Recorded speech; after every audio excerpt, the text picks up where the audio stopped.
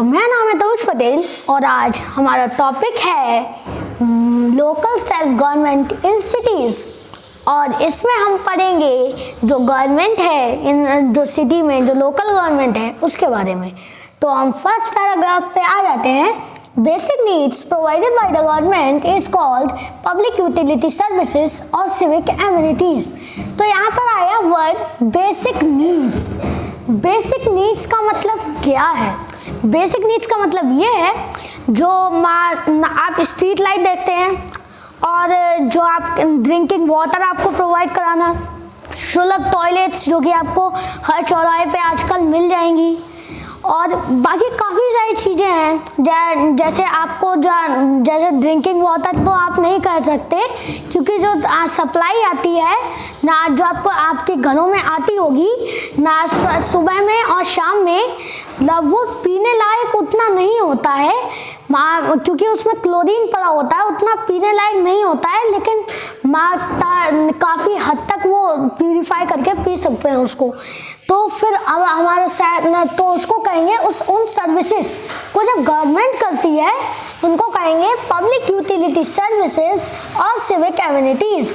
आप उसको public utility services भी कह सकते हैं और सिविक एमिनिटीज़ भी कह सकते हैं।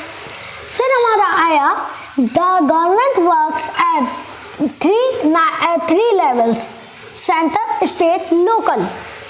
इसका मतलब ये है कि जो गवर्नमेंट है वो 3 लेवल पे काम करती है और वो 3 लेवल हैं सेंटर, स्टेट, लोकल।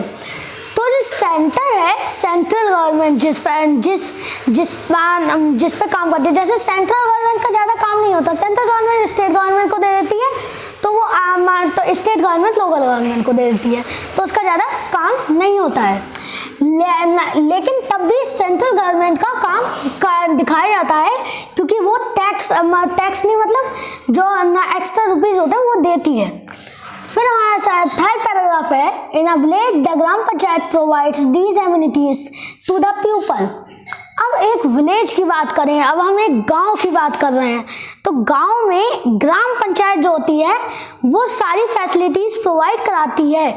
ऑल्दो अभी इतना नहीं है विलेज में, वह विलेज में इतनी फैसिलिटीज़ नहीं है, लेकिन धीरे धीरे आप देख रहे होंगे 90s के टाइम से अभी तक कितना प्रोग्रेस हुआ है। तो धीरे धीरे ऐसे प्रोग्रेस होगा क्योंकि इंडिया इतना रिच नहीं है, कल्चर में रिच है लेकिन इतना ज़्यादा रिच नहीं है। In towns and cities these are provided by municipal committee और municipal corporation। अब हम एक टाउन, कस्बा और सिटी, शहर, इनकी बात कर रहे हैं। तो इसमें जो है हाँ म्यूनसिपल कमेटी और म्यूनसिपल कॉरपोरेशन ये काम करते हैं। यहाँ पर ऑल वर्ड का यूज़ किया गया है, बट यहाँ पर जो म्यूनसिपल कमेटी है वो अलग है और म्यूनसिपल कॉरपोरेशन अलग है, और का यूज़ करा गया है बट ये दोनों अलग हैं। अब उसके बारे में आगे पढ़ रहे हैं। अब आया the local government which looks after a small city is called the municipal committee. जो लोकल गवर्नमेंट होती है जो बहुत स्मॉल सिटी को देखती है, जिसकी पॉपुलेशन 10 लाख से कम होती है, स्मॉल सिटी को देखती है, जैसे कि एग्जांपल के लिए नवाबगंज, बीसलपुर, बदाऊं, ये सब बहुत छोटी सिटीज़ हैं। यहाँ पर 10 लाख से ज़्यादा पॉपुलेशन नहीं है, तो यहाँ पर म्यूनसिपल कमेटी काम करती है। और हम म्यूनसिपल कमेटी को नगर पालिका और नगर निगम भी कहते हैं।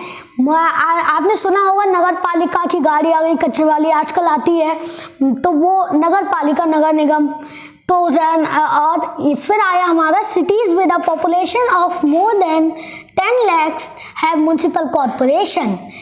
जो सिटी 10 लाख से ज़्यादा पॉपुलेशन होती है, लाइक बरेली, जो बरेली है वहाँ यहाँ पर म्यूनसिपल कॉरपोरेशन है क्योंकि यहाँ पर 10 लाख से ज़्यादा पॉपुलेशन है।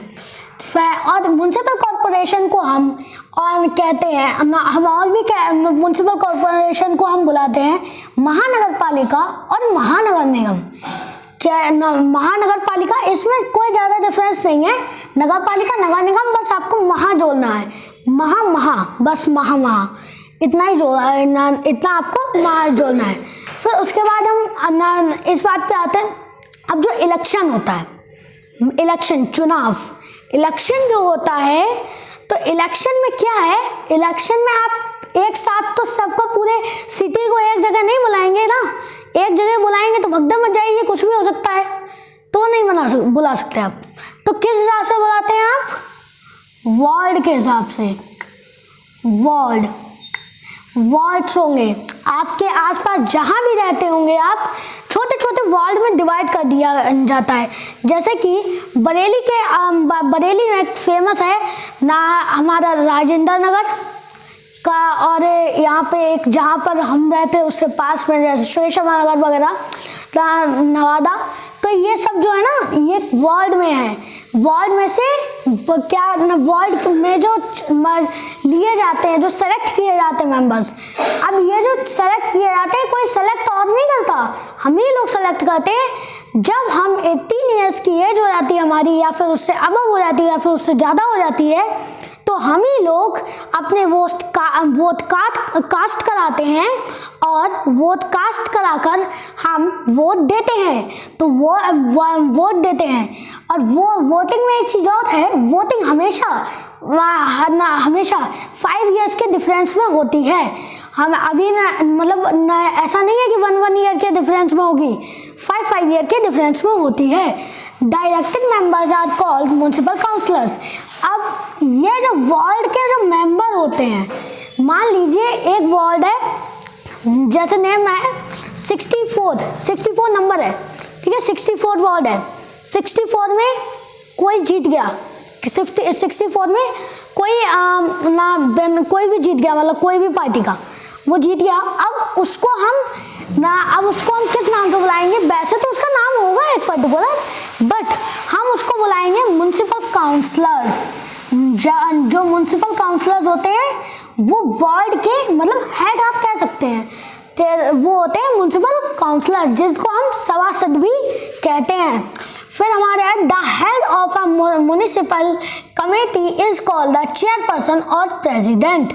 जो म्युनिसिपल कमेटी जो अभी हमने पढ़ा था, उसके जो हेड होते हैं वो होते हैं चेयरपर्सन और प्रेसिडेंट, आप इन दोनों में से कुछ भी कह सकते हैं। The head of a municipal corporation is called a mayor, which is assisted by the deputy mayor.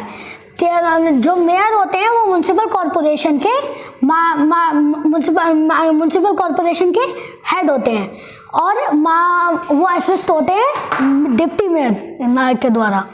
अब जो आपको पता है कि इंडिया में सबसे पुरानी म्युनिसिपल कॉर्पोरेशन कहाँ की है, वो है हमारी चेन्नई की, वो है हमारी चेन्नई की 1688 में डेवलप हुई थी। 1688 में ये इंडिया की फर्स्ट, वर्ल्ड की second most oldest municipal corporation है। अंग्रेजों ने, ब्रिटिशर्स ने सेटअप की थी 1688 में। लंदन के बाद, लंदन फर्स्ट है और चेन्नई सेकंड है। अब बात आती है, ये जो मैंने आपको पूरा पढ़ाया, लेकिन बात ये है जो हमने अभी फर्स्ट पैराग्राफ पढ़ा था, पब्लिक यूटिलिटी सर्विसेज और सिविक एमिनिटीज, इसमें यह है कि अब इसके लिए भी रुपीस चाहिए, तो ये कहाँ से आते हैं? ये आते हैं स्टेट गवर्नमेंट से और टैक्सेस से। मान लीजिए आप रोड पे चल रहे हैं, रोड टैक्स, पानी पी रहे हैं, पानी मतलब पानी जो आता है, काफ़ी अगर फ्रेश वाटर लेंगे पानी वाटर टैक्स है। आपका इलेक्ट्रिसिटी बिल है, इलेक्ट्रिसिटी बिल आप टैक्स ही कह सकते हैं, क्योंकि वो भी टैक्स ही है, गवर्नमेंट आपको प्रोवाइड करा रही है, आप उसके लिए पैसे पे कर रहे हैं। तो और स्टेट गवर्नमेंट क्या आता है, जैसे देखिए लोकल जो है, लोकल गवर्नमेंट, अब लोकल गवर्नमेंट के बाद भैया क्या है, कुछ नहीं है, वो स्टेट गवर्नमेंट से लेती है, और स्टेट गवर्नमेंट सेंट्रल गवर्नमेंट से लेती है, और सेंट्रल गवर्नमेंट कहाँ से लेती है, वो उसके पास है खजाना आप कह सकते हैं, क्योंकि ये जो होता है ना, ये जैसे कोई इनकम टैक्स डिपार्टमेंट इन्वेस्टिगेशन करता है, तो उसके जितने रुपए मिलते हैं वो भी सब खजाने में, मतलब वो उसी में जाते हैं। कोई प्रोजेक्ट दे देते हैं तो उसके आते हैं। तो यहाँ पे ये टॉपिक खत्म होता है। अगर आई होप आपको ये टॉपिक पसंद आया होगा। अब मिलते हैं किसी नेक्स्ट वीडियो में, तब तक के लिए जय हिंद।